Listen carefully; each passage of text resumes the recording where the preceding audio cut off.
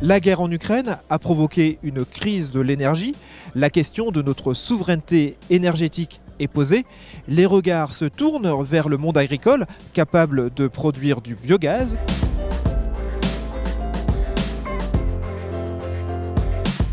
Alors pourquoi une coopérative comme Euralis a besoin de Total Energy pour développer un projet biogaz? Est-ce que c'était pas mieux pour Euralis de garder son indépendance? Alors, ce n'est pas une question d'indépendance, mais la stratégie du groupe, ça a toujours été de s'associer avec les meilleurs partenaires. On a fait ça dans les légumes, on a fait ça dans le bioéthanol, et on renouvelle en fait le schéma dans le biogaz avec Total Energy. On considère que l'expertise est chez eux, la capacité d'investissement aussi. On est dans leur univers de l'énergie, dans la mise en marché, et nous on reste sur ce qui est l'essence de la coopérative et l'ADN, la relation avec les agriculteurs et la gestion du territoire par rapport au fonctionnement du méthaniseur. Vous avez contractualisé avec eux? Comment ça marche ce partenariat? Oui, effectivement, on a un contrat long terme qui permet d'assurer à Total Energy que leur business plan sur la construction de ce méthaniseur, qui est significatif, soit sécurisé par l'apport d'intrants et la gestion des digestats à la sortie. Ça représente quel volume? On est à terme sur 200 000 m3 environ de digestats qui vont être concernés sur 10 000 hectares de plants d'épandage. Comment vous justifiez la rentabilité de ce projet auprès de vos adhérents, de vos coopérateurs? Alors la rentabilité, elle est directe sur le digestat, puisqu'aujourd'hui on estime qu'on est entre 150 et 200 € hectare d'économie sur un plan de fertilisation classique, sur un schéma maïs ou soja qu'on peut avoir dans la région. Est-ce que les agriculteurs méthaniseurs actuellement installés doivent craindre une concurrence sur les matières premières avec Total Energy? Non, parce que nous, l'objectif, c'est pas non plus justement de venir en concurrence avec des méthaniseurs qui sont déjà installés. Le but, c'est de travailler en bonne entente avec ce qui est déjà en fonctionnement sur la zone.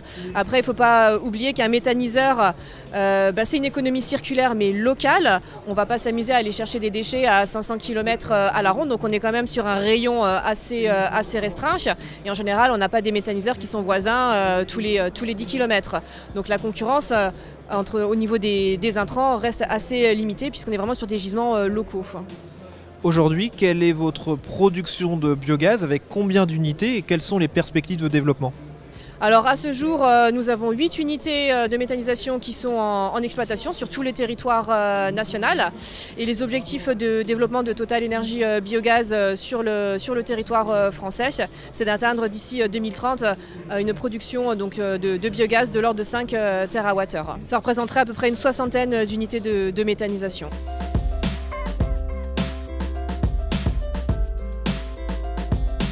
Vous avez développé une unité de méthanisation sur votre exploitation.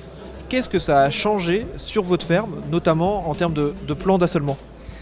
Alors au niveau de l'exploitation, ce que ça a changé, c'est qu'on a des périodes d'implantation et de récolte qui ont amplifié déjà des périodes de semis que nous avions. On a travaillé de manière différente. Au lieu de travailler sur des couverts végétaux qui étaient implantés rapidement, on fait carrément une culture hivernale. Donc on travaille sur l'année, sur un assolement sur 365 jours, hiver-été. Et est-ce qu'il faut craindre pour fournir les unités de méthanisation une concurrence entre les cultures? Alimentaire? Non.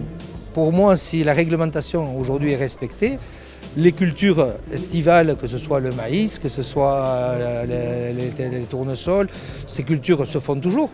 En hiver, les seules cultures, c'est les cultures à paille. La région ici n'est pas spécialisée dans les cultures à paille. Les cultures céréalières paille sont proposées en rotation dans des assolements généraux, mais on n'est pas dans une région où les céréales à paille sont majoritaires. Donc aujourd'hui, localement, ici, ça ne pose pas de problème. Tous les acteurs de la production de biogaz doivent maintenant trouver leur place, mais le développement est lancé, un développement qui contribuera au dynamisme des terroirs et des territoires.